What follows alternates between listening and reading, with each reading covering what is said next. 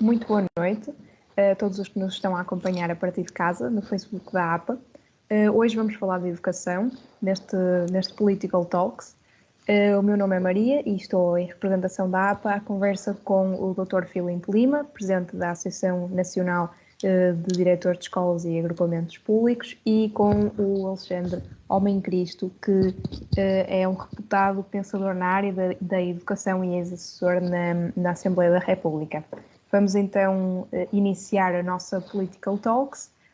Em nome da APA, quero antes de mais agradecer aos nossos dois convidados a presença e a disponibilidade. E vamos então iniciar o nosso tema. Gostaria de dar um pouco de background. O artigo 26º da Declaração Universal dos Direitos Humanos consagra o direito à educação, assim como os artigos 73º e 74º da Constituição do nosso país. Apesar disto, sabemos que na realidade ainda há muito a fazer para que tal se cumpra plenamente. Não basta só assegurarmos qualquer tipo de educação. Importa uma educação digna, adequada ao mundo atual e às suas exigências, e que prepare as nossas crianças e jovens para os desafios que ao longo da vida irão surgir. Nesse sentido, este será o tema da nossa Political Talks de hoje. Que desafios e que futuro para esta área? Boa noite aos dois. E iniciando então pelo tema mais geral, Portugal e o mundo, começaria por vos perguntar quais consideram que são os desafios da educação a nível global e onde é que podemos dizer que o nosso país se encaixa neste paradigma. Se calhar começava por dar a palavra ao Dr. Filipe Lima. Muito bem, boa noite então à Maria, ao Alexandre Homem de Cristo e a todos aqueles que nos estão a seguir e aqueles que irão ver esta gravação posteriormente. É um prazer participar neste tipo de eventos, neste caso na Academia de Política Partidária, que eu desconhecia, passo a conhecer, mas tive um contacto inicial com a Maria Noronha, do qual gostei bastante. Eu acho que a escola portuguesa tem cumprido a sua missão. Falamos aqui da inclusão, e eu não sei se a Maria quer falar só sobre o ensino não superior, porque muitas vezes nestes debates só falamos do ensino não superior, o que é que está mal, e há coisas que estão mal no ensino não superior, e esquecemos-nos do ensino superior, que é lá uma coisa, está lá em cima e que ninguém toca. Se calhar é preciso tocar. Eu, por acaso, tenho aqui um dado, a propósito da inclusão, é um dado um bocadinho antigo, é 17-18, mas tem a ver, portanto, com um relatório que se chama Principais Resultados de Inquérito às Necessidades Educativas Especiais do Ensino Superior 17-18, é um bocadinho desatualizado, mas infelizmente os números não andaram muito longe disto, e eu constatei que em 17-18 foi reportado o abandono, e vocês são do ensino superior, de 231 estudantes portadores de deficiência. Porquê é que será que estes 231 alunos, vossos colegas, portanto, portadores de deficiência, abandonaram o sistema de ensino? Já agora quero dizer-vos também, e deixem-me dar uma nota positiva no ensino não superior, que ainda há pouco tempo vocês souberam que a taxa de abandono precoce, portanto, das escolas, baixou para os 8,8%, ou seja, até melhoramos o compromisso que tínhamos com a União Europeia, que era de 10%. Dessa taxa, melhoramos. Eu aqui queria fazer um paralelismo daquilo que se faz, do como se trabalha no ensino não superior e no ensino superior, porque vocês são jovens estudantes do ensino superior.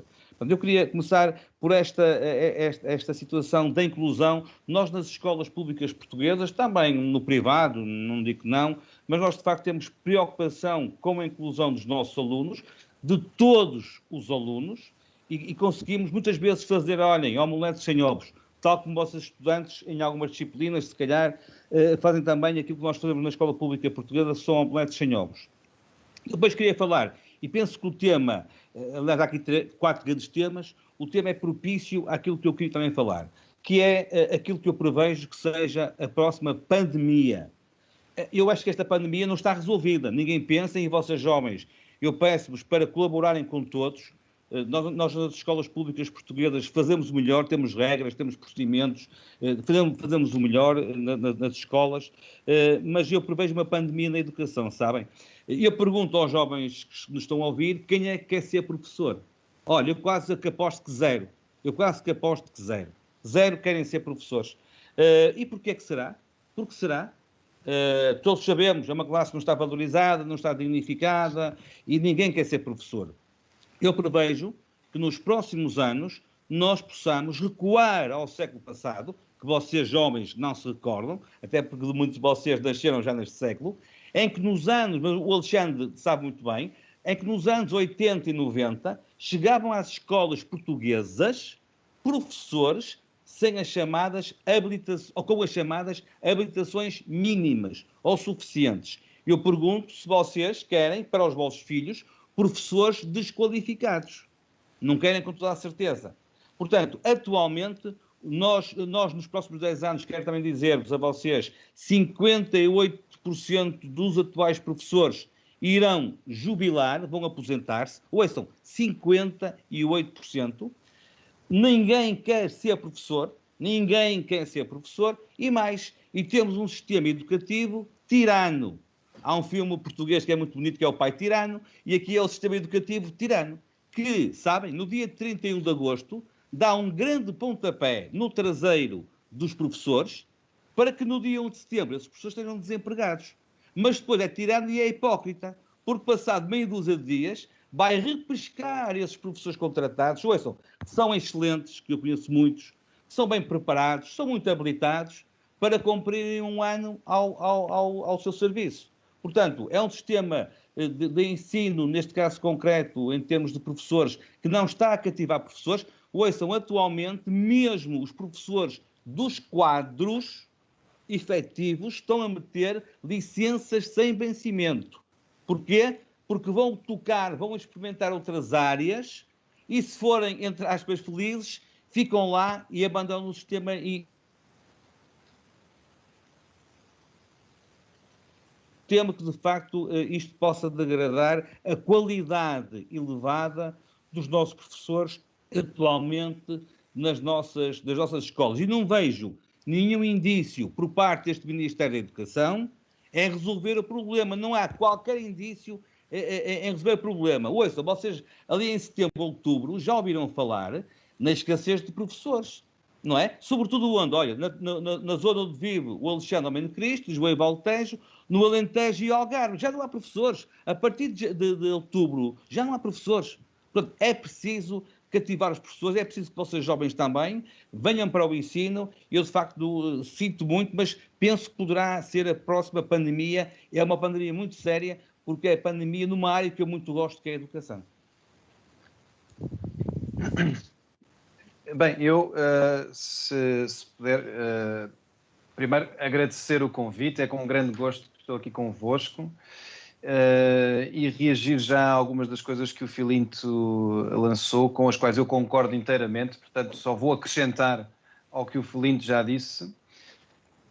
De facto, se pensarmos a futuro, e portanto acho que é um bom exercício pensarmos sempre os desafios dos sistemas educativos a longo prazo, e isto é uma razão de ser, não é só não andarmos aqui a remediar, é que de facto as alterações que são feitas num sistema educativo demoram a produzir resultados, e portanto não vale a pena pensar andar sempre atrás do prejuízo, é preciso adiantarmos e pensarmos a 10 anos para que as coisas de facto consigam ter um avanço que seja substantivo.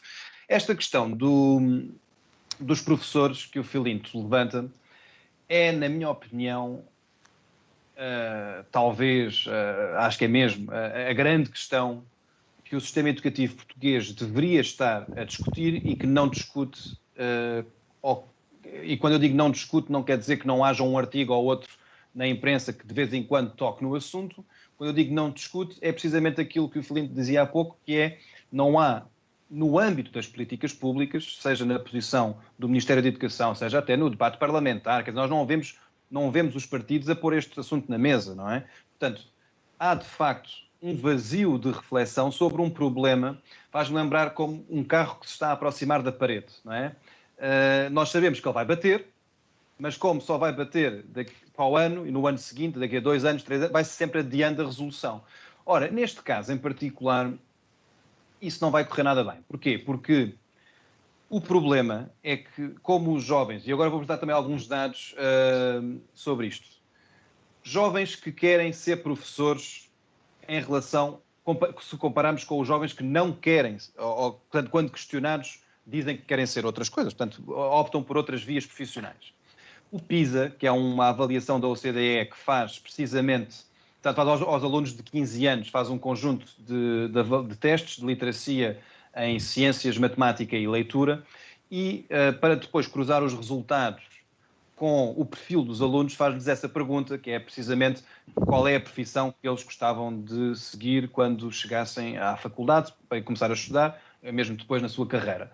Aqueles que dizem professores, tendencialmente, estamos a falar em médias, tendencialmente têm resultados abaixo da média dos outros alunos, portanto, a média nacional dos alunos nas avaliações do PISA. Isto não é uma excepcionalidade portuguesa. Em muitos países isto acontece. Mas não quer dizer que aconteça em todos. Em alguns países não acontece. E o que é que há nesses países de diferente? Há um modelo de carreira mais flexível, mais atrativo, mais bem remunerado no início da carreira, porque remunerações muito altas no final da carreira é só para quem lá chega e nem todos chegam por razões desde congelamentos das progressões até à contagem do tempo de serviço, que nem sempre é uma coisa linear de se fazer.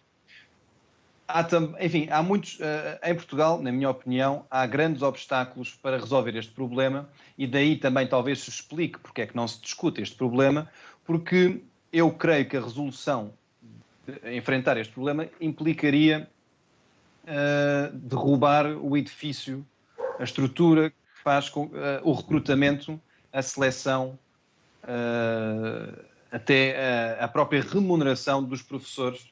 E quando eu falo em seleção, por exemplo, estou a dizer, se nós queremos ter bons professores, bem preparados, num ambiente competitivo, temos que tentar que os melhores alunos que saem do secundário olhem para a via, olhem para esta profissão com interesse, não é? E nós olhamos hoje em dia para quem é que está interessado, em média, repito, nos cursos para via ensino. Neste caso, os mais fáceis de comparar são aqueles do primeiro ciclo, que são aqueles de licenciatura, nós conseguimos ver as médias de entradas, e são também tendencialmente abaixo de outros cursos que existem, enfim, de outras ofertas.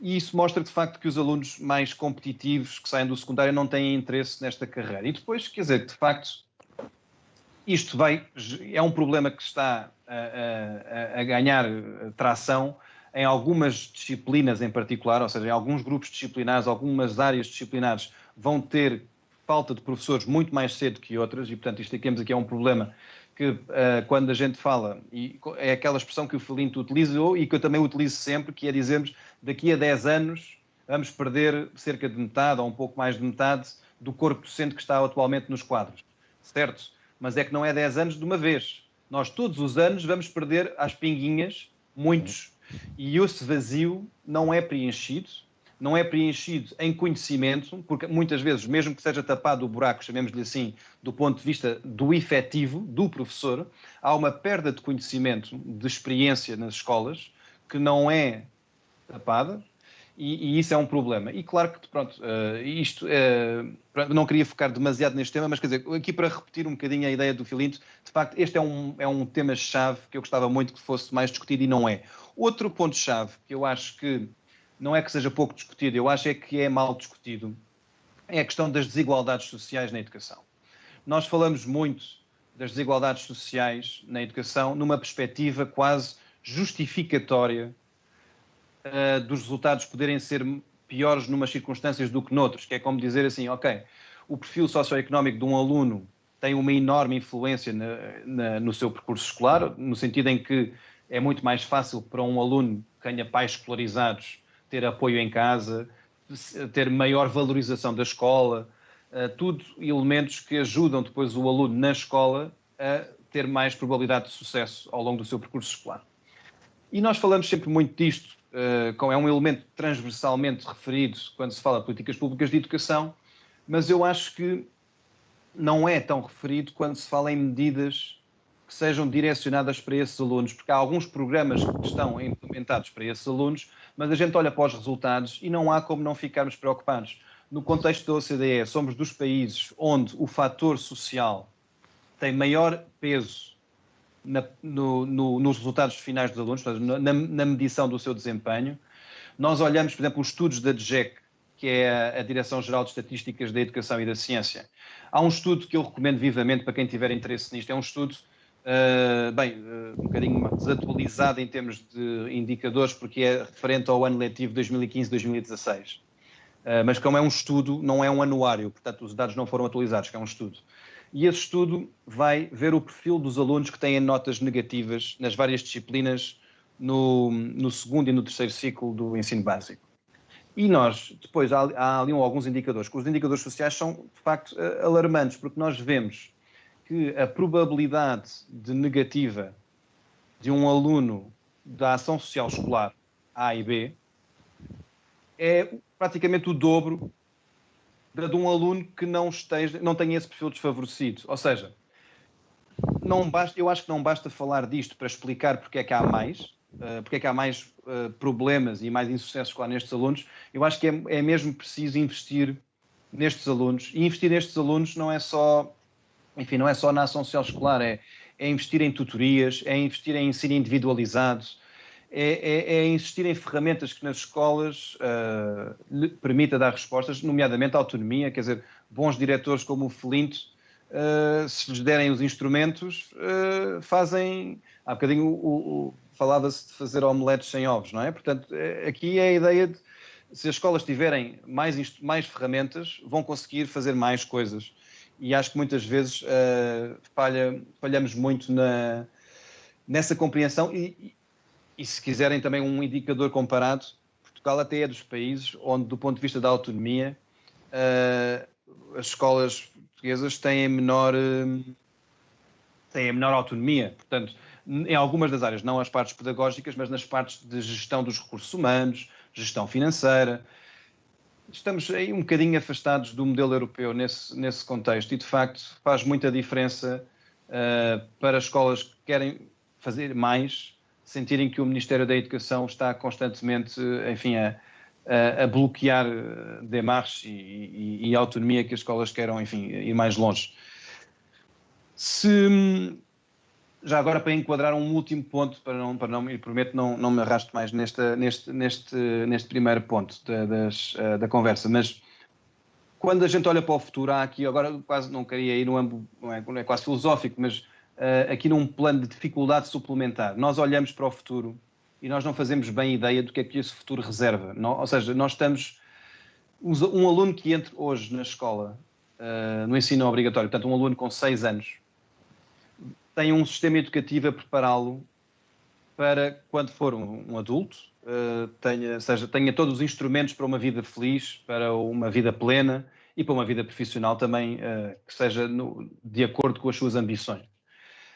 Mas nós não fazemos ideia do que é que daqui a 20, 30 anos o mercado de trabalho vai exigir, as competências que serão mais valorizadas.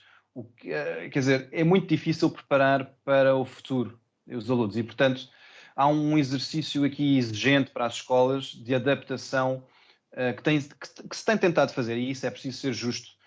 Tem-se procurado alargar um ensino de competências sem sacrificar o conhecimento, mas apostar também na aquisição de competências, de modo a que essas competências mais transversais permitam uma adaptação mais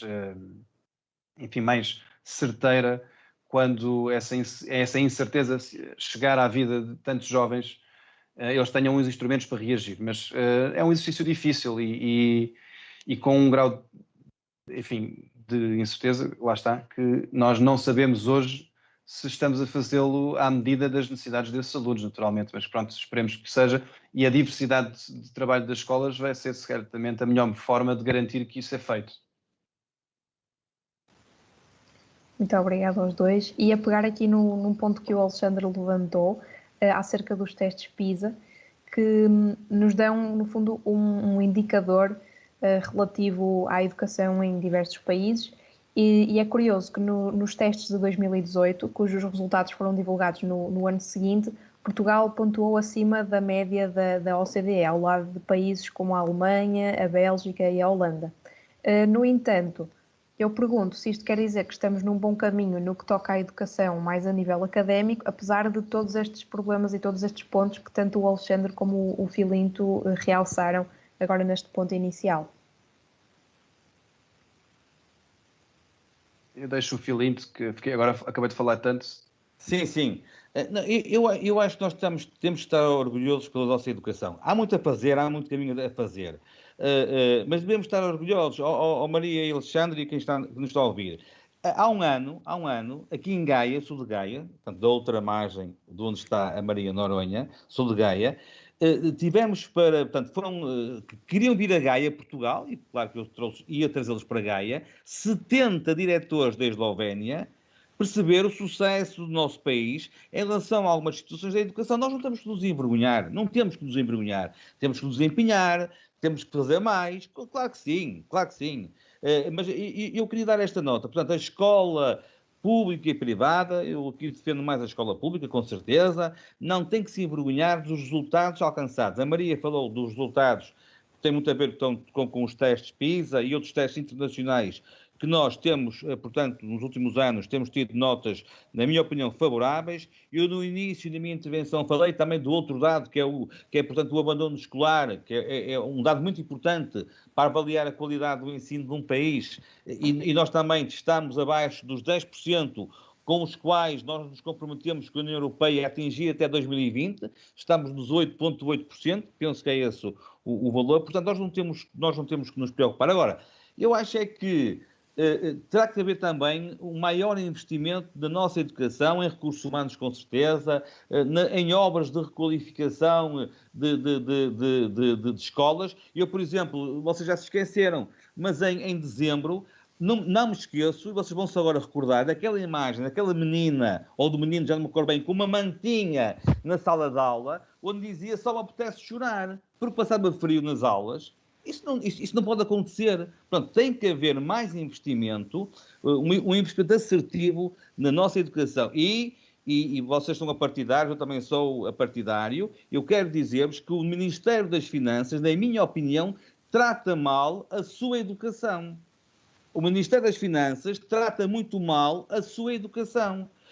Portanto, deve criar horizontes para que, de facto, haja mais investimento ao nível dos recursos humanos, mais professores das escolas são necessários, mais técnicos especializados, psicólogos, assistentes sociais, que já temos alguns. Há 10 anos não tínhamos ninguém, eram pouquíssimos. Temos já alguns. O caminho está-se a fazer. Mais assistentes operacionais. É muito importante, o que vocês dizem são os funcionários, são muito importantes, sobretudo no ensino não superior. Eu não tenho vergonha, não tenho vergonha, portanto, daquilo que se passa ao nível da educação no nosso país. E dei-vos este exemplo destes diretores da Eslovénia, mas também podia compararmos com um país onde a educação pública está pela hora da amargura, que é o Brasil, onde nós temos muito contacto com os diretores brasileiros, mas a comparação aqui se calhar seria um bocadinho infeliz, mas também admiram aquilo que se faz em Portugal. Nós portugueses, é que às vezes alguns portugueses e alguns da classe,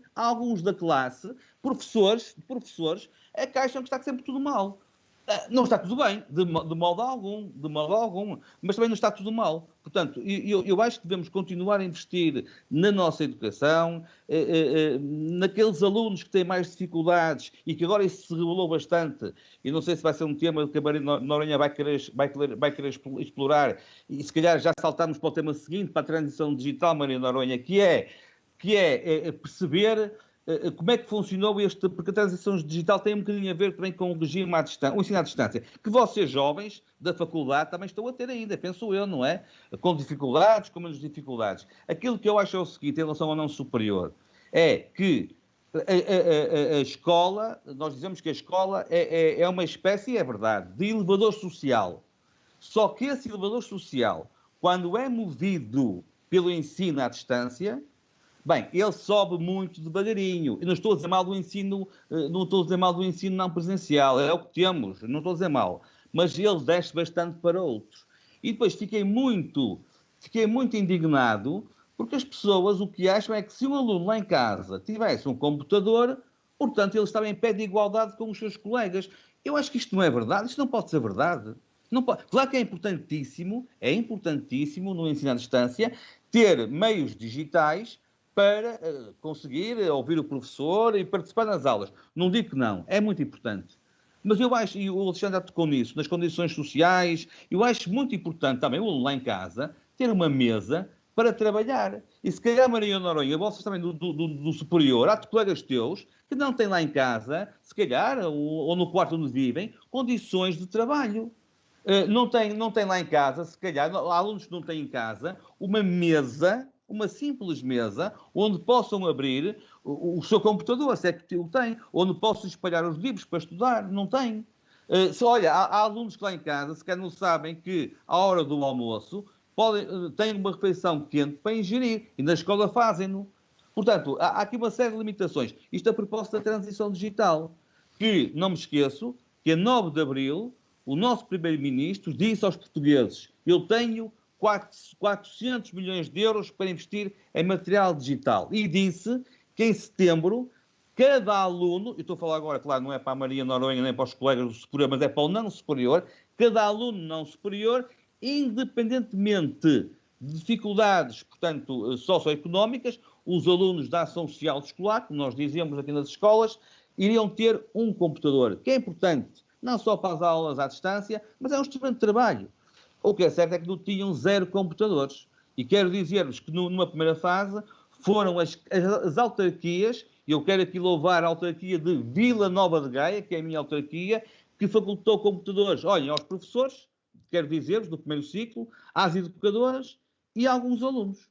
Portanto, agora, em relação à transição digital, acho isso muito importante, acho isso bastante importante. Eu quero dizer-vos que neste momento nós em Portugal estamos a distribuir já, portanto, computadores aos alunos do primeiro ciclo, já o fizemos aos alunos do secundário, são tipo de computadores diferentes, e agora estamos à espera que cheguem às escolas computadores para os alunos do segundo e terceiro ciclos. Eu acho que é importante, independentemente desta pandemia, é importante que os nossos jovens, desde logo no não superior, tenham à sua disposição um instrumento muito importante para estudar, para trabalho, que é o computador. Acho isso bastante importante e espero que no mais curto espaço de tempo possível o Primeiro-Ministro, que eu acho que ele estava demasiado eufórico no dia 9 de Abril do ano passado, disse aquilo que disse. E também espero que ele não se esqueça e não se esqueceu, agora não se esqueceu, porque nós estamos já a ceder, isto é cedência temporária, a ceder computadores aos professores do ensino não superior. Neste momento, os professores do meu agrupamento e da maioria dos agrupamentos de Portugal têm já o seu computador. Ouçam, não fizeram nada de especial, não fizeram. Um cantoneiro, quando vai trabalhar para uma câmara, a Câmara dá-lhe a pá e dá-lhe a vassoura, de certeza, não é? Dá-lhe esse material. Então, porquê é que o Ministério da Educação não trata os seus professores de igual forma? Não cede temporariamente o computador. Eu não estou a dizer para dar, ceder. É um contrato de comodato, é um empréstimo temporário. Enquanto o professor for professor no meu agrupamento, ele terá este computador. Se mudar de agrupamento, terá outro computador. Mas também não pensemos que a transição digital e os computadores são a salvação do mundo. Não são. É um instrumento de trabalho muito importante, na minha opinião, e como eu disse, independentemente, portanto, da pandemia. Acho também que este ensino à distância, que tivemos em 2 fases, prejudicou todos os alunos, não tenho dúvidas, todos, mas mais aqueles que nós dizemos que somos de costume, mais aqueles que lá em casa, de facto, como eu disse, não têm as condições essenciais. Porque é assim, que me interessa a mim, dar a um aluno meu um computador, uma espécie de Rolls-Royce ou Ferrari, e dizer, opá, tu tens este Rolls-Royce e Ferrari, mas tu só podes conduzi-lo num caminho de cabras. Não vale nada, enganar. Portanto, acho também que temos de fazer esse caminho em Portugal, criar, e a escola pública tem feito esse caminho, portanto, é o tal elevador social que tenta, dentro das suas possibilidades, igualar, pelo menos, as oportunidades de todos, mas todos mesmo. Os alunos, às vezes conseguimos e, portanto, queremos continuar nessa senda. Assim, já agora deixem-me dizer-vos, o Ministério das Finanças nos ajuda. E também, como diz o Alexandre muito bem, as políticas educativas dos governos não compliquem muitas vezes a vida às escolas, nomeadamente retirando em algumas circunstâncias a autonomia que nós temos, que é bastante pouca. Bem, eu concordo com tudo o que o Filipe disse, portanto vou só aqui acrescentar também alguns pontos à reflexão. Primeira coisa, e que de facto é muito importante de se dizer, porque nós, e é um vício, não diria que é um vício jornalístico, mas é um vício próprio do debate. Nós quando entramos no debate é para encontrar soluções para problemas, e então só falamos de problemas e esquecemos de dizer o que está bem feito.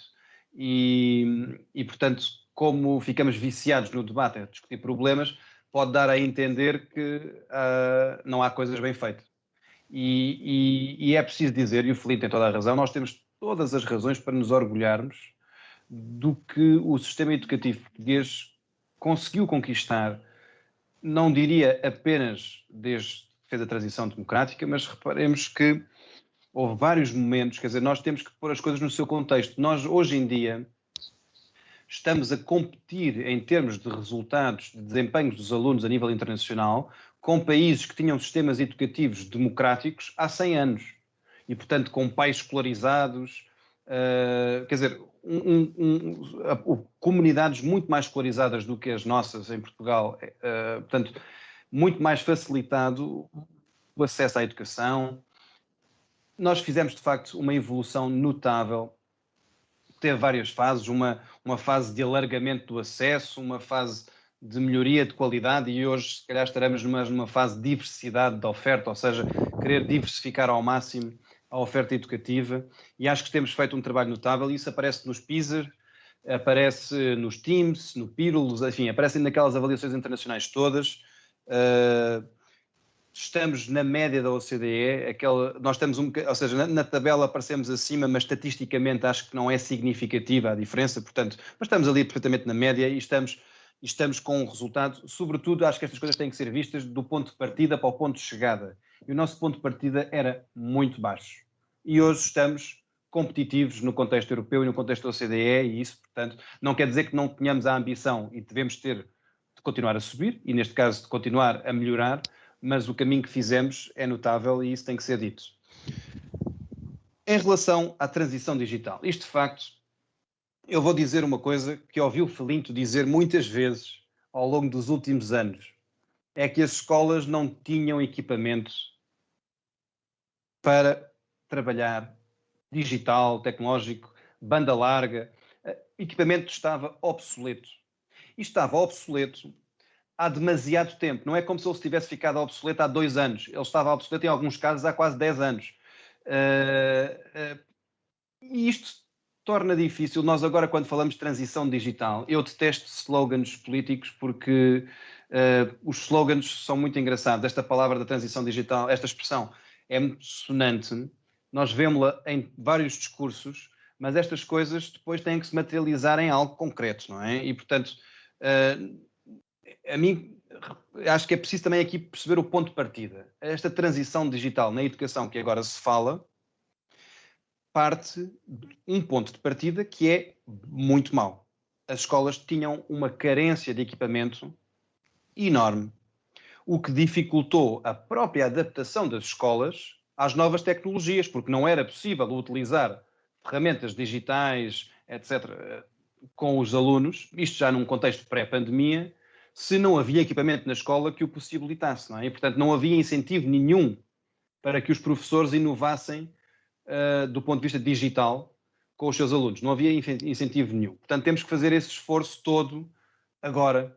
E isso também significa que no momento em que a pandemia nos atinge, o custo de adaptação dos professores foi muitíssimo elevado, muito mais elevado do que noutros países onde a tecnologia já era mais presente dentro das escolas. É importante dizer aqui, em relação a esta parte da aquisição dos computadores dentro das escolas, para as escolas, é preciso dizer aqui 2 coisas. Primeira coisa, a promessa do Primeiro-Ministro é uma promessa um pouco, enfim, eufórica, não é? Eu diria que certamente terá até surpreendido alguns membros do governo, aquilo pareceu-me assim um bocadinho quase de improviso, mas lá apareceu depois no Conselho, numa resolução do Conselho de Ministros em julho, esses tais 40 milhões, 300 e muitos milhões, para 2 anos de investimento em aquisição de equipamento, de computadores. Qual é o problema? O problema é que a transição digital foi vendida. Temos que perceber o que é que queremos da transição digital. A transição digital foi anunciada dessa forma, um bocadinho precoce e talvez um bocadinho precipitada, em abril do ano passado, porque foi inserida num contexto de enfrentar a pandemia, encontrar uma solução para os alunos que não tinham equipamento e que estavam excluídos do acesso à escola, e que, em muitos casos, não fosse o trabalho das autarquias e da sociedade civil. Muitas associações organizaram-se para recolher equipamento que nas casas não eram utilizados. Enfim, a sociedade mobilizou-se, mas claro que não chegou a todas as portas, não é? E, portanto, houve, de facto, crianças que ficaram sem acesso à escola. A transição digital não vai servir para isso. Como nós vimos, nós agora estamos a fazer... O primeiro confinamento não houve, não é? Para o segundo confinamento também não houve, exceto para os alunos do ensino secundário que tinham tido os seus computadores atribuídos durante o primeiro período deste ano letivo. Portanto, os computadores que estão agora a chegar aos alunos do primeiro ciclo, ainda não chegaram os do segundo e do terceiro, apanharam-nos de regresso à escola, não é? Não apanharam o confinamento. E, portanto, não serviu para o confinamento. E isto é um primeiro problema, porque é preciso que as pessoas percebam para que é que estão a receber computadores. Não é para estar em confinamentos com um equipamento. É para, de facto, haver um investimento da escola na adaptação à tecnologia, de modo a que a aprendizagem tenha um novo canal de comunicação com os alunos que facilita a aprendizagem.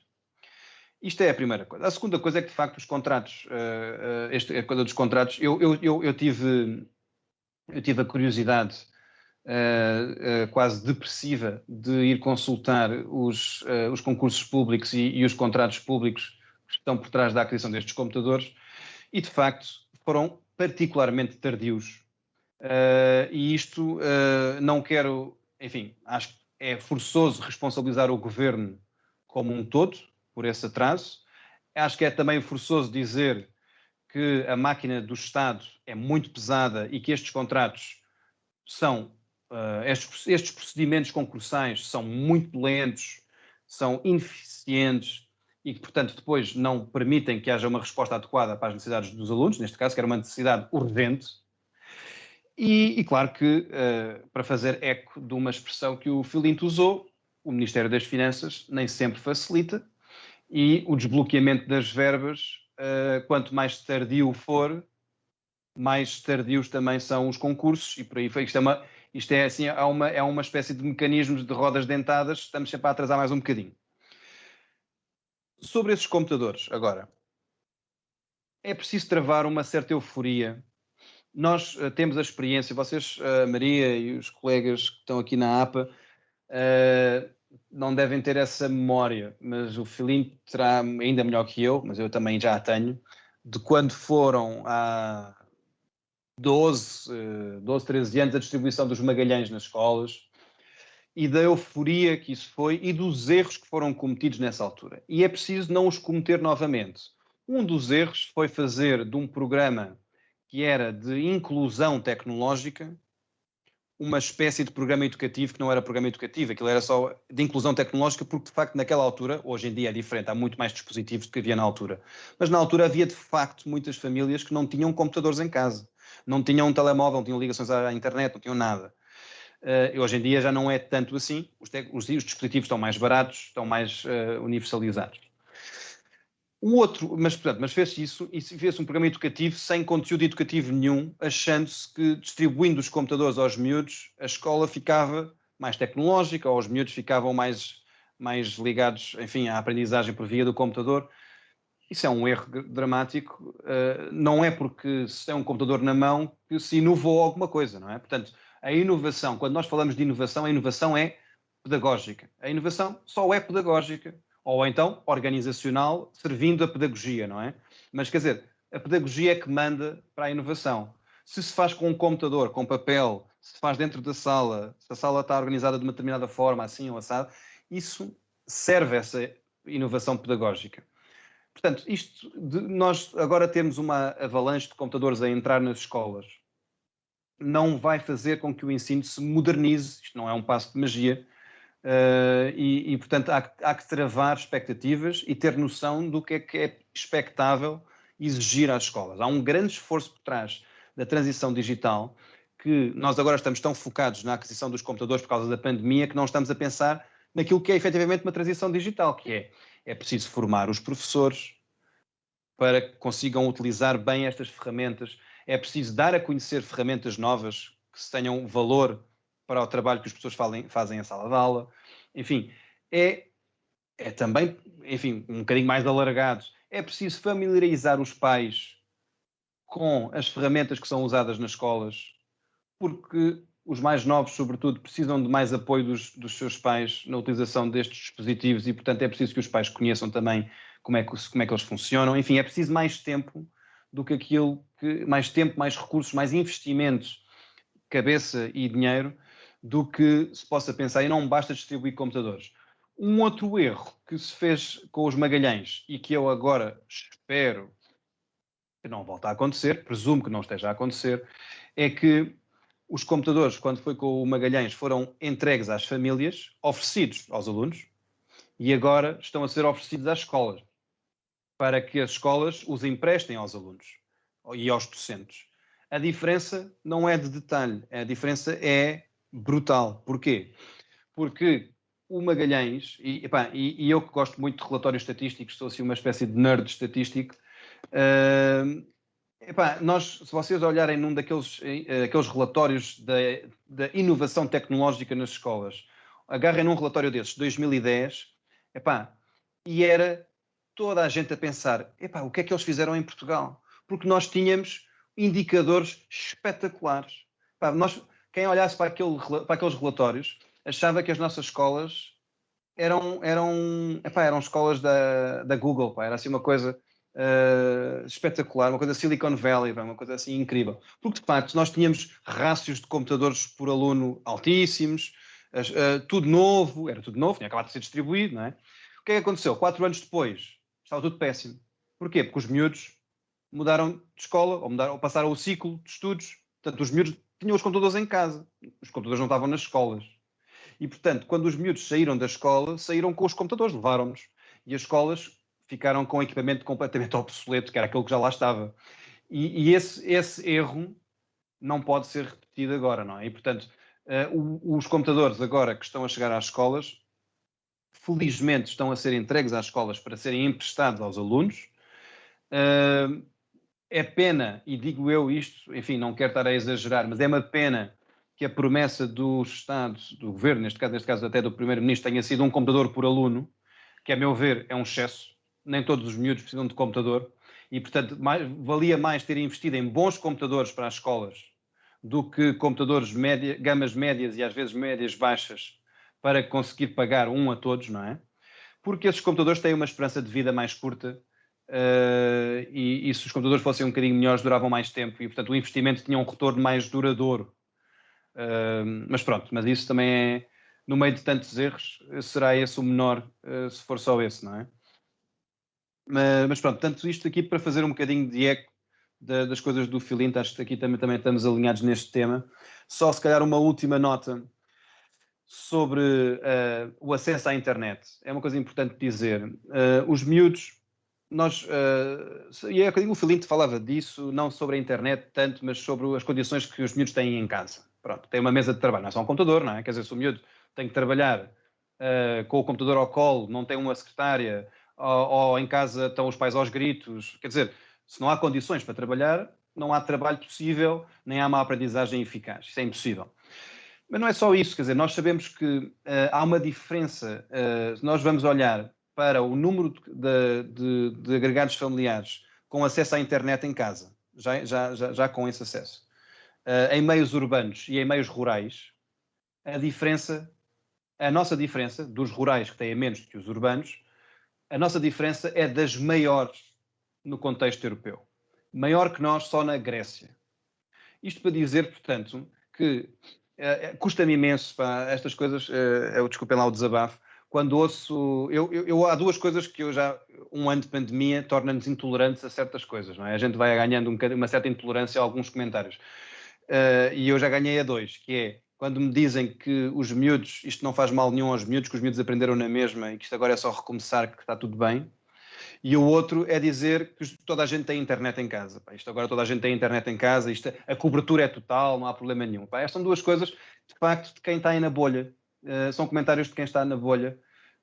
O país mais rural não tem acesso à internet e quando o tem quer dizer, é só para pagar o contrato, porque a banda larga é muito mais estreita do que é em meios urbanos, há mais falhas, enfim, a cobertura não é no território todo, há imensas falhas e, portanto, nós temos um país muito desigual e às vezes há um certo centralismo também no debate e na tomada de decisão que faz com que, acho que às vezes nos esquecemos de que o país não, enfim, não, contra mim falo porque moro em Lisboa, mas o país não é Lisboa e às vezes parece que isso não é óbvio.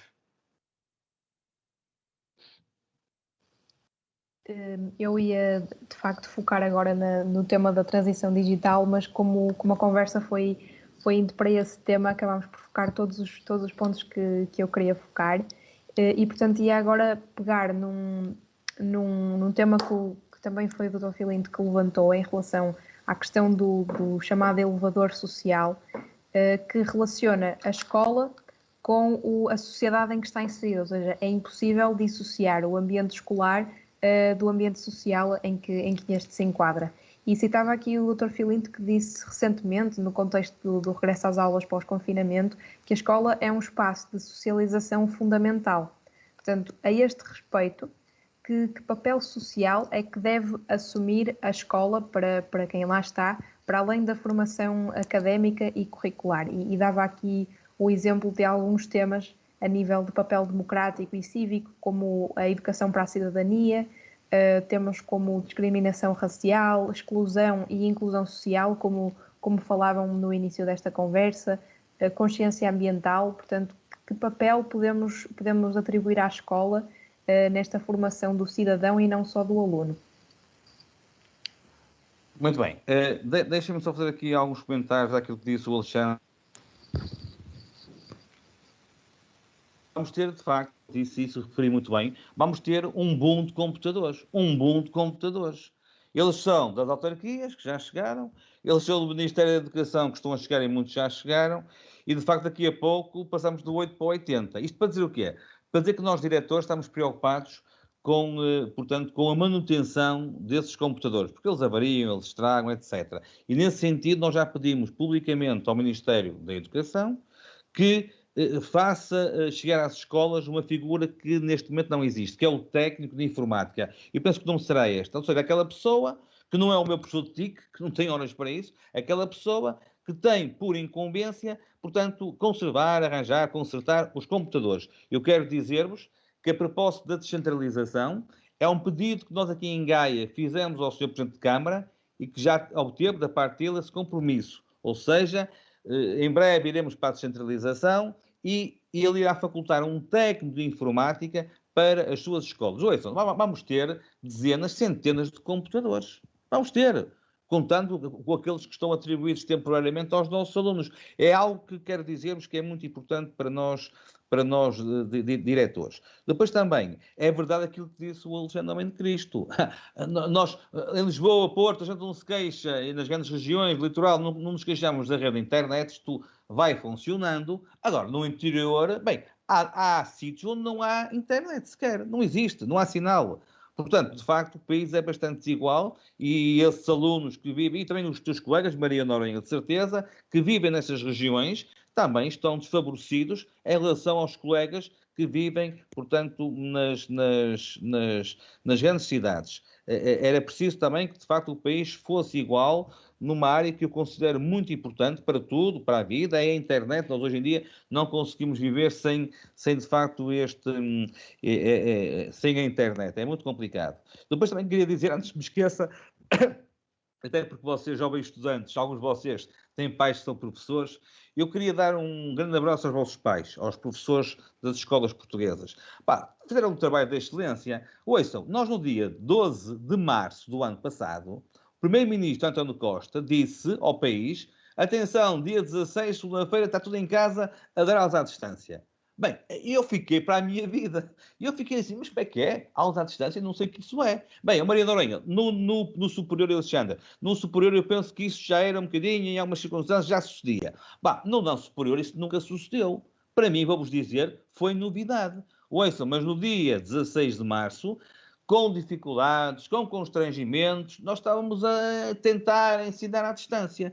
E esta primeira fase de confinamento correu, eu acho que correu relativamente bem. Esta segunda fase correu um pouco melhor. Correu um pouco melhor, os nossos professores estavam mais habilitados, mais experientes. Agora, insisto também que é necessário dar formação aos nossos professores. O Ministério da Educação não se pode esquecer que, de falar muito, como diz o Alexandre, em transição digital, já agora dizer-vos que há o Ministério da Economia chama-se Ministério da Economia e Transição Digital. Não é só o Ministério da Economia. Portanto, deve fazer mais vezes jus ao nome, não é?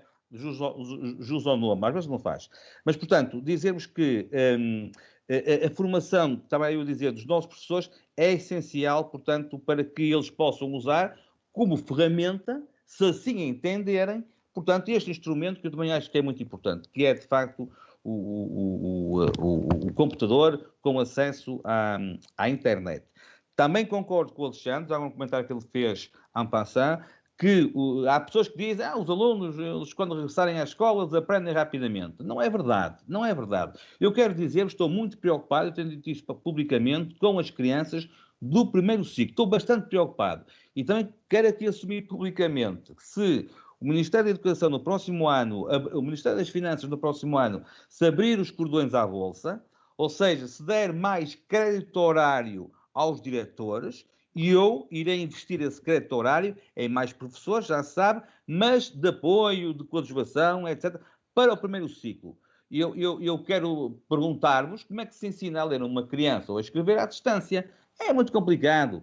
E os meninos do primeiro ano, do segundo ano, eles, para mim, foram os mais prejudicados. Foram todos prejudicados. Eles foram os mais prejudicados. Nem há dúvida aí, Felinto, é mesmo tal e qual. Quer dizer, o primeiro e o segundo ano foi um massacre. Um massacre. Eu estou envolvido num projeto até que apanha, enfim, mede a leitura, a aquisição da competência de leitura dos miúdos do primeiro ciclo. E quando olhamos para os resultados dos miúdos do segundo ano, que fizeram o ano passado em confinamento, é um desastre. É de facto preocupante. Portanto, é um bom investimento aí, fantástico, Felinto. E se tem a aprovação do Alexandre, eu ainda fico mais feliz, porque eu não falei com ele sobre isto. Não, mas estou a falar sério, porque, Alexandre, é importante aquilo que tu dizes, tu és um estudioso disto, eu sou muito prático, é o meu dia-a-dia, mas eu percebi que ali no primeiro ciclo, primeiro e segundo ano, sobretudo os primeiros anos, ali havia grandes falhas, e aliás, os professores também me relataram essa situação. Depois, Maria Noronha, acho que tocaste num tema muito importante, a socialização. A escola não é só a transmissão de conhecimentos, a aprendizagem, é o dia-a-dia. Olha, são os miúdos que caíram, e não hoje na minha escola o miúdo caiu, teve que ir para o hospital, nada especial, faz parte da vida. É irem comer à cantina e dizer mal da comida, muitas vezes injustamente, mas faz parte da vida, não é? Isso é muito importante. É eu estar com eles sentados numa cadeira lá fora a falar sobre a vida, sobre o percurso escolar, o que é que eles querem ser quando forem grandes, como vocês já estão no ensino superior. Isto é socialização. E, de facto, isto fez muita falta às nossas crianças. E, atenção, criou, não sei se posso dizer fobias, mas criou algum mal-estar e ao ponto de alguns pais, quero dizer-vos, estou com os filhos em psicólogos. Motivado pelo facto dos miúdos terem ficado em casa. Eu conheço um caso, não digo onde era um miúdo super normal, e será de futuro também, mas o miúdo agora não quer sair de casa. O miúdo não quer sair de casa, em virtude desta situação de confinamento. Portanto, a socialização, para mim, é muito importante e, se calhar, até muitas vezes mais importante do que, portanto, as aprendizagens que eles adquirem diariamente. É aqui que eles crescem, é aqui que vocês, e nós também, eu também fui aluno e serei sempre aluno toda a vida, noutras circunstâncias, mas é aqui que sabe que eles aprendem a crescer. E já agora deixa-me dizer uma coisa que se calhar pode não vir a propósito, mas a propósito também da socialização e das aprendizagens. As escolas têm o chamado quadro de honra e o quadro Geração Fantástica. O quadro de honra tem a ver com as aprendizagens, muitos tiveram 5, têm muitos 5 e muitos 4, e os pais são muito vaidosos, os nossos pais. Eles gostam muito que os seus filhos tenham boas notas. Naturalmente, estou a brincar, naturalmente, é assim mesmo.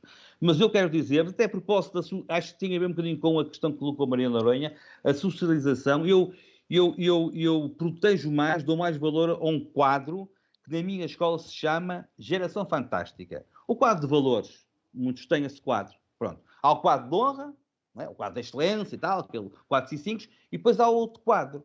E as escolas públicas cada vez mais têm estes dois quadros. Eu dou muito valor ao quadro, neste caso, Geração Fantástica. Miúdos que tiveram atitudes para com os seus colegas, para com os seus pais, para com os professores, para com os funcionários e que, de facto, merecem, no final do ano, ter um louvor, portanto, independentemente das suas aprendizagens. Eu, portanto, reputo de muito importante, na escola, o fator socialização. Depois, Maria, fugindo um bocadinho à tua provocação, vou falar só de uma questão que agora me interessa falar muito rapidamente, até porque pode interessar alguns dos seus colegas. Tem a ver com a escola e com a sociedade, que é o tema que tu lançaste, portanto, para mim e para o Alexandre. Tem a ver com a descentralização. Eu não vou ser chato, mas muitas autarquias já receberam competências do Ministério da Educação. O que é descentralizar? Grosso modo, o que é que está acontecendo no país? Grosso modo, algumas competências que estão na alçada, no foro do Ministério da Educação, vão passar para as câmaras ou para as escolas. Bom, eu estou um bocadinho desconfiado deste processo, sabem porquê? Porque este processo, ao contrário de muitos outros, mereceu a anuência sempre da oposição. Portanto, aqui o PS e o PSD tiveram coligados. O que para mim é um bocadinho esquisito, porque eu lembro-me, se calhar vocês já não se recordam, o Alexandre recorda-se, lembro-me aquilo que foi, e houve aqui a junção, portanto, do PS e do PSD, os chamados mega-agrupamentos, que foi uma vergonha. O que é um mega-agrupamento? Vocês sabem, alguns que estudaram já em mega-agrupamentos. É uma escola secundária ficar agregada a um agrupamento. E temos criado unidades organizacionais, como eles chamam, 3.000, 4.000 alunos. Bom, aqui houve o acordo, de facto, entre o PS e o PSD. E este acordo também existiu com a descentralização. Por isso eu estou desconfiado. Nós aqui em Gaia, quero dizer-vos, estamos a fazer um percurso muito interessante. Aqui em Gaia somos 18 diretores, 18, somos bastantes. O Presidente da Câmara pediu-nos para nós apresentarmos uma proposta chamada de matriz de competências. Nós vamos apresentar aquelas competências que eram do Ministério e que nós achamos que devem vir para a escola ou que devem ficar na Câmara Municipal.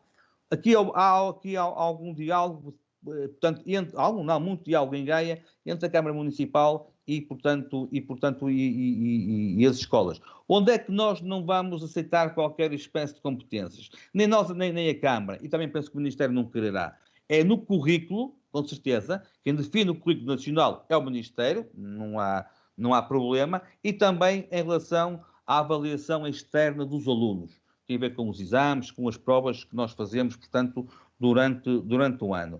E também é evidente em relação aos professores. Já agora dizer aos nossos jovens estudantes que em Portugal, ao contrário de muitos países, os diretores não escolhem os professores. Não, isto está pano para mangas. Mas eu, diretor, não escolhi sequer um professor. Isto merece ser discutido com mais tempo, com certeza. Há aqui uma posição de sindicato muito forte há muitos anos e não vi até agora nenhum ministério nem interessado, nem com muita vontade de resolver algo que se perpetua no tempo. Ou seja, haver a hipótese de, pelo menos, na minha opinião, em algumas circunstâncias, as escolas, com critérios definidos, poderem contratar parte dos seus professores. Ao contrário daquilo que acontece nos colégios privados, que, até porque é privado, contratam os seus professores, não obedecendo a qualquer lista nacional que nós, diretores, temos temos que obedecer. Bem, isto agora é que foi lançar aqui uma bomba com esta questão já lá vou, porque é um tema que eu gosto muito do recrutamento dos professores, mas eu agora só dizer uma coisa então sobre o elevador social. É uma expressão que eu gosto muito. É uma expressão que eu gosto tanto que tenho medo que se torne um soundbite, porque não, é daquelas expressões que no dia em que se tornar um soundbite está morta, não é? Porque nós precisamos mesmo que a escola seja um elevador social. O que é que isto quer dizer? Isto quer dizer que, e isto vale para a aprendizagem na perspectiva, digamos que académica, mas também na perspectiva dos valores, cobrindo todos esses tópicos que a Maria falou, da cidadania, da discriminação racial ou social, qualquer uma que seja, o ambiente, enfim, muitos aspectos que são valores que são parte de uma cidadania ativa e saudável, democrática. Mas então eu estava aqui a falar do elevador social. Portanto, indo ao elevador social. O que é que significa a expressão? Significa que naqueles casos em que as famílias não têm a capacidade, porque não conhecem os valores, não tiveram acesso à escola, enfim, há muitos contextos diferentes, mas no caso em que as famílias não têm os meios de puxar os seus filhos para cima, para que eles aspirem a ser mais, de chegar mais longe do que onde chegaram os seus pais, estas famílias dependem da escola para que isso aconteça.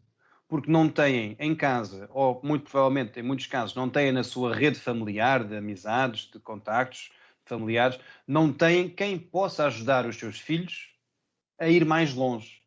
E essas famílias dependem inteiramente da escola. Se a escola os conseguir levar mais longe, eles irão mais longe. Se a escola não conseguir levá-los mais longe, eles não vão mais longe.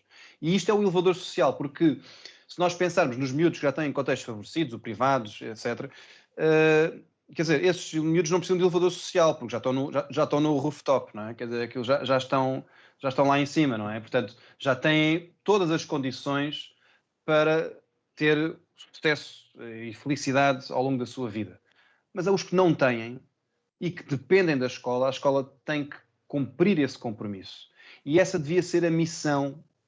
Eu, quando olho para um sistema educativo e penso naquilo que é a missão da rede pública de educação, eu penso sempre no elevador social. Acho que é uma coisa, acho que devia ser a matriz, acho que é uma expressão que, mesmo que espero que não apareça sempre, que é para não se gastar, mas que devia estar no pensamento das políticas públicas transversalmente e dos gabinetes do Ministro e do Secretário de Estado, porque é de facto é o que faz a diferença.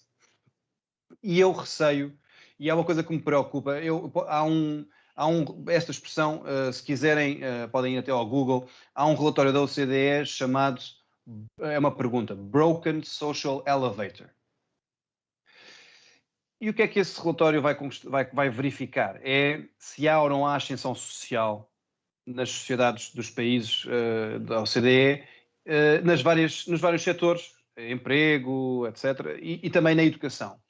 E um indicador que acho que nós, como país, devíamos levar muito a sério é que a OCDE chama-lhe assim, determina assim, mobilidade educativa, ou seja, os filhos terem graus de formação bem acima dos seus pais,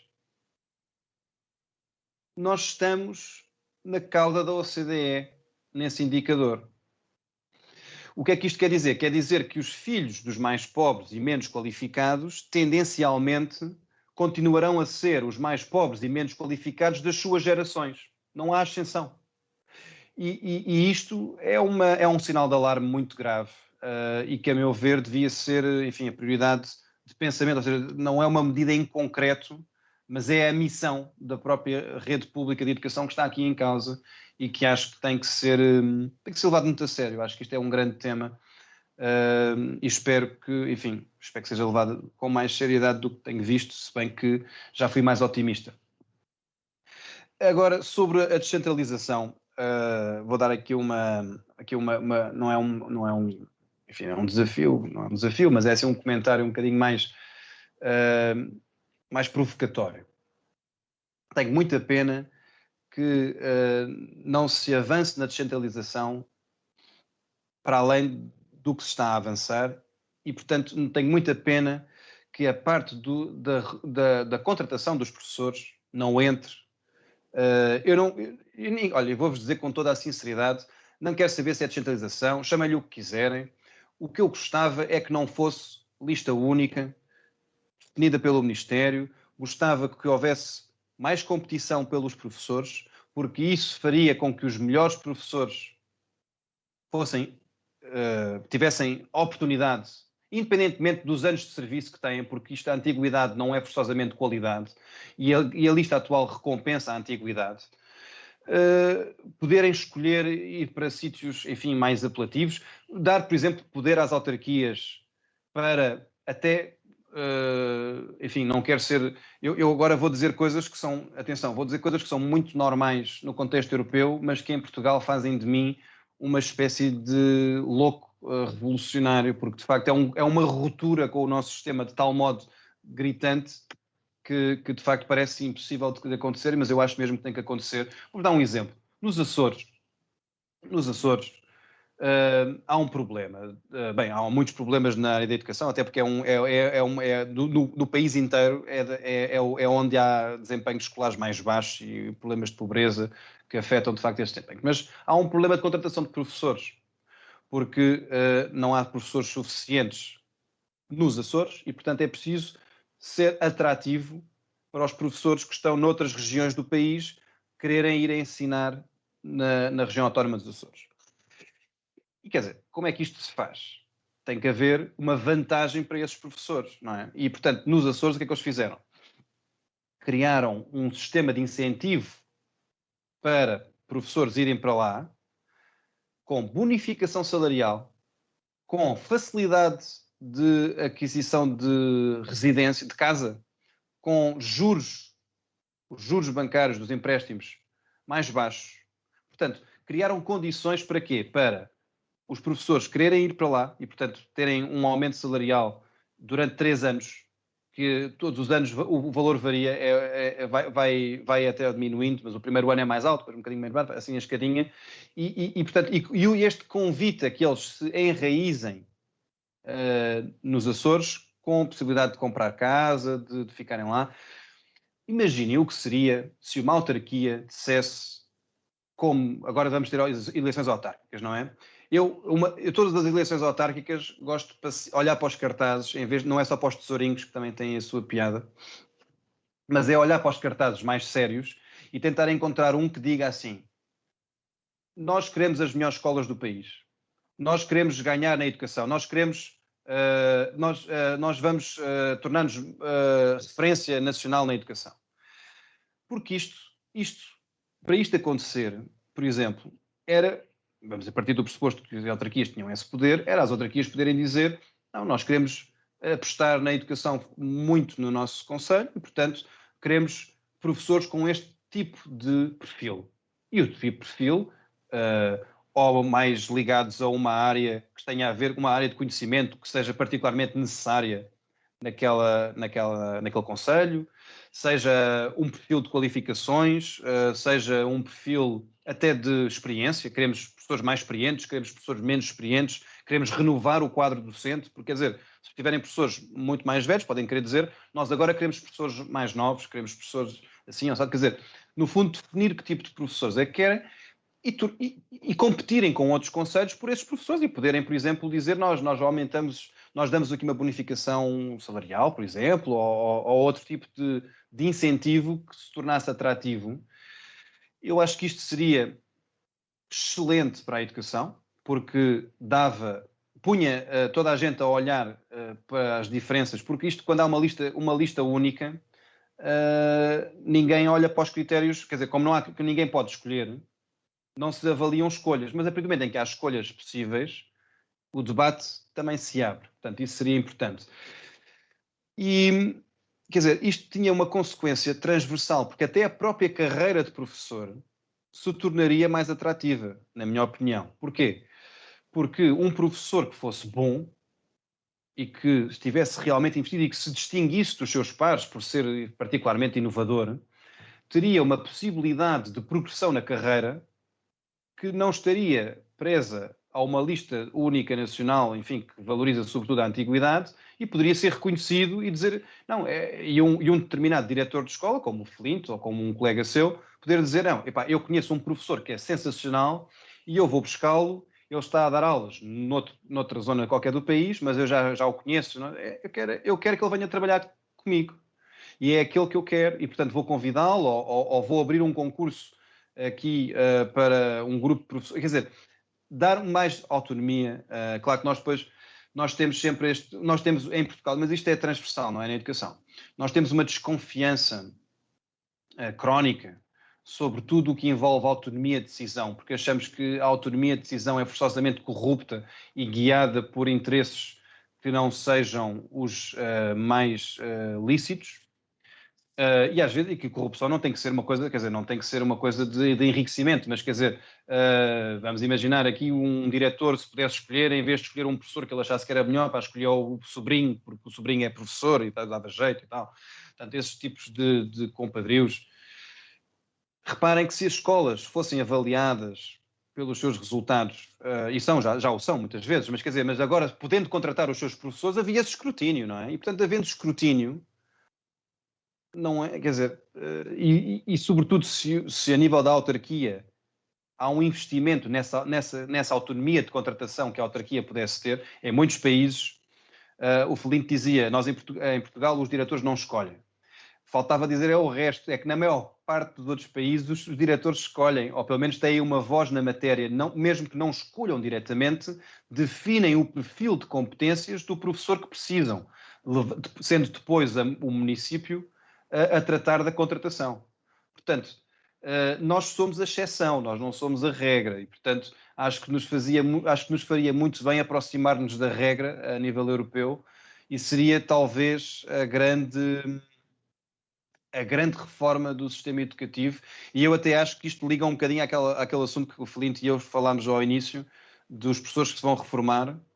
Eu defendo convictamente que o momento certo de fazer isto tudo é agora, porque é injusto dizer a um professor que está há 20 ou 30 anos na sua carreira, dizer assim, nós agora vamos mudar a carreira, quer dizer, vamos mudar as regras do jogo. É injusto para ele, porque ele tem um percurso de vida dele, já estava, enfim, estava a organizar a sua vida em função de determinadas regras, não é? E agora não vamos mudar isso tudo. Mas como vão entrar muitos professores novos, para os que entrassem de novo, era possível criar um conjunto de regras diferenciados, modernizar o sistema nesse aspecto da contratação, e infelizmente vai ser uma oportunidade perdida, e nós daqui a 10 anos estamos a olhar para trás a dizer, epá, deixámos passar esta oportunidade e agora, olha, agora vai ser mais difícil de fazer. E agora então pegar num tema um pouco à parte, mas que nos diz muito respeito a nós como jovens universitários, e a APA também como organização que tenta fazer essa ponte para os estudantes da nossa idade. Ia pedir-vos uma nota rápida, até porque já estamos aqui um pouco em cima do tempo, em relação ao acesso ao ensino superior, que no nosso país se baseia exclusivamente nas prestações académicas, ou seja, a média interna escolar e depois a dos exames nacionais, mas temos casos de outros países, como por exemplo os Estados Unidos, em que é dada relevância a vários outros aspectos da vida dos nossos estudantes, como por exemplo participação em organizações, voluntariado, desporto. E por outro lado também sabemos que após ingressarmos no ensino superior em Portugal, o estudante tende a ser absorvido pela vertente mais curricular, mais académica, pelo que há muito menos flexibilidade para conjugar com, por exemplo, um trabalho à semelhança do que acontece noutros países. O que eu vos queria perguntar agora rapidamente era se podemos dizer que o nosso modelo, virado muito para a parte académica e curricular, está desatualizado. Então, Maria e Alexandre e quem está a escutar, muito rapidamente. Mas, Maria, esta aula está a correr bem, eu estou a gostar desta aula. São daquelas aulas que correm bem, olha para o relógio, e já está a tocar. Acho eu, e também espero que as pessoas estejam a gostar daquilo que nós estamos a falar.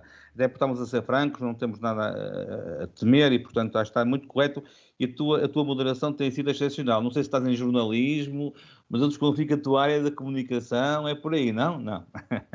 É uma área afim, se calhar. Então é assim. Os vossos professores da faculdade, Maria, apontam muito o dedo ao não superior. Vocês bem mal preparados, no ensino secundário não nos prepararam. Bem, marido, já ouviste isso várias vezes, os teus colegas. Olha, eu no meu tempo ouvia.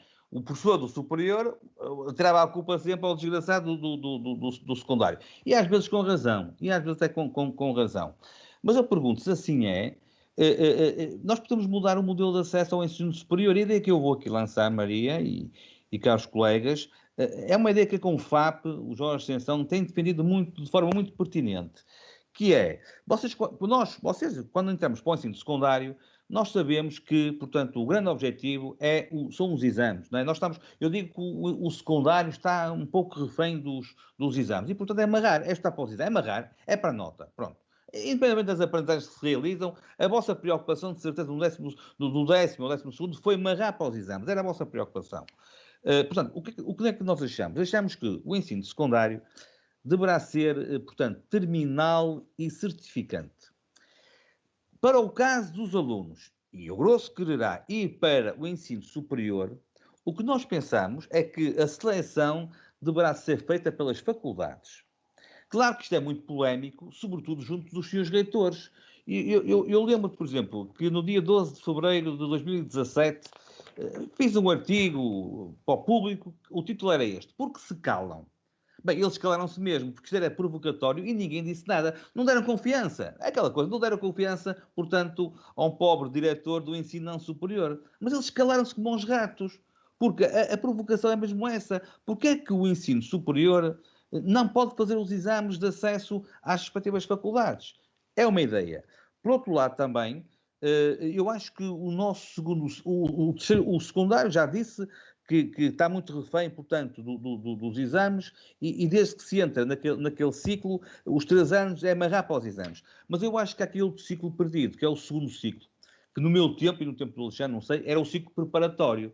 Bem, não prepara para nada. Preparatório de preparar pode ser o ciclo. Eu acho que não prepara para nada. E aí a ideia começa a ganhar portanto, alguma pertinência, que é criar 2 tipos de ciclos. O primeiro ciclo, do primeiro ao 6º ano, e um segundo ciclo, do 7º portanto, ao 12º. Isto, claro, que carece de ser discutido, carece de ser, portanto, falado, debatido, mas é a ideia que eu aqui lanço. Depois, concordo contigo, também que não entre só, portanto, a média do 12º ano, o resultado dos exames, como acesso ao ensino superior, mas acho muito bem que outros critérios, nomeadamente currículo, e que tu, Maria Noronha, falaste de participação em organizações, em atividades ligadas ao desporto, também acho que isso é muito importante, de facto, para contar como critério para o ensino superior. Agora, mudar isto é muito complicado. Olha, é quase que mudar aquilo que o Alexandre disse muito bem, a contratação dos professores. É difícil. E o diretor, como vos disse, nós diretores eu não contrato um professor, é tal lista. Eu devia ter algumas hipóteses, mas isso é preciso mudar mentalidades, mudar pensamentos, é muito complicado. E também não me parece fácil, sobretudo em virtude do vosso Ministério da Ciência, penso que não estará muito pelos ajustes, nomeadamente os seus reitores, que são pessoas proeminentes, muito importantes, nunca as ouvi discutir estes assuntos, falam noutros, nestes não falam, porque estão bem servidos, a gente sabe porquê. O trabalho é todo feito por nós, o trabalho de acesso ao ensino superior é feito por nós, mas depois são os professores superiores que dizem mal, portanto, dos professores do ensino secundário. Mas eu acho que é tempo de falarmos um pouco sobre isto e concordo contigo, Maria, que deviam existir outros critérios, esses que tu disseste e outros, nomeadamente o currículo dos nossos alunos, como modelo de acesso, portanto, para o ensino superior. Bem, eu concordo com o que o Filinto diz em parte, ou seja, aqui é um tema sobre o qual eu confesso que tenho muitas dúvidas. Ou seja, eu acho que nós vamos começar aqui por partes. acho que estamos todos de acordo em relação ao problema, que é esta dependência do acesso ao ensino superior estar no ensino secundário. O que afunila a aprendizagem no ensino secundário e impede que, quando nós falamos de inovação, quer dizer, esqueçam, não há inovação possível quando toda a gente sente que está a correr contra o prejuízo do que é isto sai no exame, isto não sai no exame. Portanto, esqueçam isso, não é? Portanto, nós temos aqui um problema, que é o ensino secundário está contaminado pelo acesso ao ensino superior. E é preciso fazer esse corte. Pronto. Eu acho que aqui estamos todos de acordo. O problema é como é que fazemos o corte. Ou seja, eu aqui não é para complicar, mas é só para dizer que não encontro... Eu penso nisto há algum tempo, não sou nenhum gênio, portanto demoro algum tempo a pensar nas coisas, ainda não cheguei à conclusão final. Ou seja, não encontrei uma resposta satisfatória e para qualquer que seja o modelo para onde eu olho, eu encontro problemas com os quais tenho alguma dificuldade em lidar. Ou seja, não há de facto uma solução ótima para este problema. E eu vou aqui, portanto, eu só para ilustrar isto, vou reagir aqui aos dois exemplos que vocês, os dois, neste caso o Felinto e a Maria, lançaram. Vou aqui, olha, vou já mas o Felinto também falou nele, que é esta coisa, vou aqui ao primeiro ao da Maria, quando se fala de avaliar-se outros critérios que não os académicos. Epá, eu acho que sim. Portanto, a minha intuição diz-me que sim, faz todo o sentido. Eu arranjo uma boa prática até para dizer porque é que isso é necessário.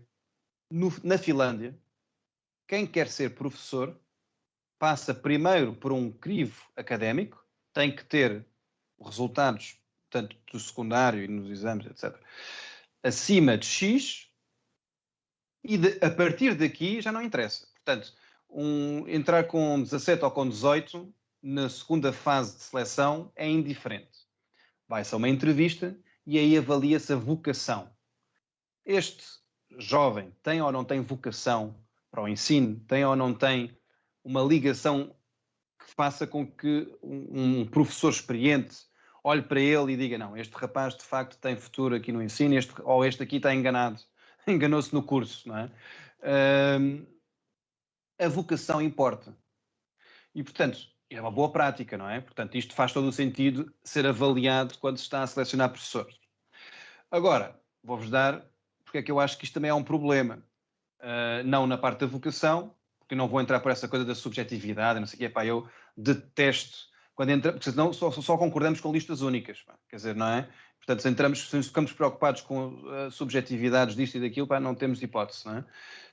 Só temos a solução do concurso nacional de professores ser uma lista única, o acesso ao ensino superior é uma lista única, só se faz listas únicas, não é? Que é o algoritmo que resolve.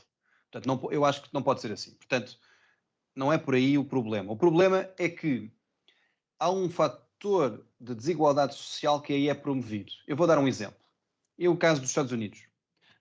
Vou dar uma universidade que diz, nós vamos recompensar os alunos cujo perfil, do dossiê, não é, de candidatura, tem provas de o miúdo ter sido um jovem socialmente ativo, fez voluntariado, teve em associações assim, assado, etc. Mas nós vamos ver nestas organizações, quem é que tem maior participação nestas organizações? São as famílias de classe média e média alta, porque estão mais sensibilizadas para os temas, porque têm mais meios financeiros, porque têm mais condições sociais para enquadrar os seus filhos nesse tipo de atividades. O que é que nós estamos a dizer? Que se isto é um fator de seleção de alunos, indiretamente é um fator de exclusão social de alguns que não têm acesso a estas atividades, que seriam penalizados nessa avaliação. Mas nos Estados Unidos é um caso curioso. Porquê? Porque os Estados Unidos têm esta lógica macro, não é? Quer dizer, que é uma escala gigante. E, portanto, encontramos exemplos muito interessantes, sobretudo neste tipo de acesso, que é, vamos ver, os critérios de uma faculdade estão definidos. E agora aqui era o outro exemplo da faculdade. E aí salta então para outro argumento que eu ia dizer, que era a seleção das faculdades. Também concordo, também percebo que os retores não queiram, fazem-lhes a papa toda, entregam-lhes os alunos, eles agora vão dizer que não querem ser eles a ter o trabalho, nem pensar, não é? Quanto mais terem o escrutínio de definir critérios, que é para nos criticarem que os critérios são injustos, quer dizer, nem pensar, não é? Portanto, os reitores só querem é fazer parte dos grupos de trabalho sobre este assunto, de maneira a que o assunto não se debata, não é? É a tática, infelizmente, muito eficaz em Portugal. Agora, também há aqui um fator de desigualdade, que é se a determinada faculdade, vamos dizer aqui um curso competitivo, não é? Há aqui um curso competitivo e, portanto, quem quer entrar naquele curso sabe que não só tem que ser um desempenho académico acima da média, ok? Pode não ser assim brilhante, mas tem que ser acima da média, mas depois também tem que ter o resto. Epá, nos Estados Unidos há escolas que preparam os miúdos para o resto. Há serviços de tipo apoio ao estudo, neste caso não é apoio ao estudo, mas é estas coisas dos voluntariados e de ações sociais assim, assado. Quer dizer, as escolas enquadram os miúdos para satisfazerem os critérios de seleção das faculdades. E isso é um investimento que muitas famílias fazem. Nós vamos ver que é uma coisa que é alarmante.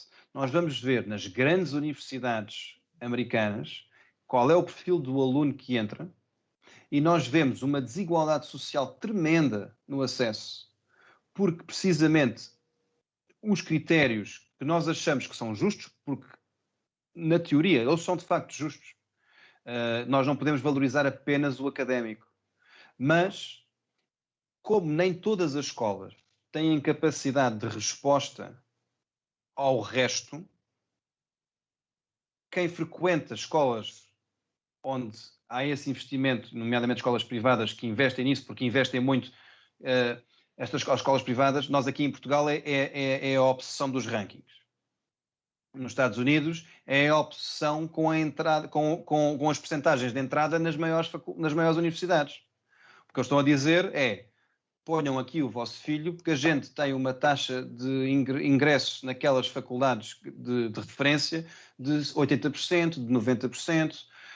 Portanto, as regras do jogo, o mercado adapta-se. É uma espécie de resumo da ideia. O mercado adapta-se. Se nós alterarmos, da mesma forma que hoje em dia há um mercado de explicações que vive do acesso ao ensino superior depender da nota, se nós alterássemos as regras do ensino superior, o mercado adaptava-se também para valorizar os critérios que agora fossem mais importantes para aceder a determinados cursos. E, portanto, é difícil encontrar uma solução ótima para isto, porque vamos sempre encontrar este problema. E, na teoria, a solução ótima seria sempre aquela que nós pudéssemos garantir que todas as escolas, portanto, aqui no FAD, ou seja, a rede pública, sem exceção, conseguisse preparar os alunos para responder a esses critérios. O académico e o exame, nesse aspecto, é um critério um bocado cego, mas é um critério que, de facto, permite que toda a gente trabalhe, toda a gente está a fazer o mesmo currículo, não é? Toda a gente está a ter aulas. Claro que depois nem todos têm explicações, nem todos têm os mesmos contextos sociais, quer dizer, também não dá para fazer tudo, não dá para eliminar tudo, mas pelo menos toda a gente fez o mesmo currículo, toda a gente fez as mesmas coisas na escola, teve o mesmo percurso. Se nós começarmos a pôr voluntariados e coisas assim um bocadinho out of the box, de repente, quem tem acesso aos melhores estágios, quem é que tem acesso aos melhores voluntariados, quem é que tem acesso a estas melhores... Aí eu acho que fica mais difícil e que pode ser penalizador para alguns tipos de alunos. Agora, eu acho que se deve experimentar. Eu acho que o modelo atual não serve e acho que é daquelas coisas... não havendo uma solução boa, ou melhor, assim, nitidamente melhor que as outras, temos que pôr as coisas nas balanças e ver o que é que nós vamos valorizar mais aqui. As desigualdades no acesso existirão sempre. Vale a pena, no processo, sacrificar o ensino secundário por causa disso? Sim ou não? Eu acho que não vale, concordo aí com o Flinto. Portanto, é preciso mudar. Agora é preciso encontrar um equilíbrio para que a solução que se encontrasse não fosse penalizadora para alguns alunos que também não o merecem. E é preciso ter isso em conta. Não é fácil. E como não se quer debater o assunto, ainda por cima é difícil de debater, portanto, é de facto ingrato e infelizmente eu acho que isto também mais um daqueles problemas que está para ficar. com esta questão, este tópico, encerro então a nossa conversa, este Political Talks. Quero agradecer em primeiro lugar a todos os que nos estiveram a acompanhar em casa, através do Facebook da APA. Relembro que a conversa fica lá disponível e também no nosso YouTube. E agradecer também aos nossos convidados, que penso que tivemos uma conversa muito, muito interessante, ao Filipe Lima e ao Alexandre Homem Cristo por este tempo que passámos aqui a conversar. Obrigado. Obrigado. Boa noite para todos. Boa noite. E bom estudo.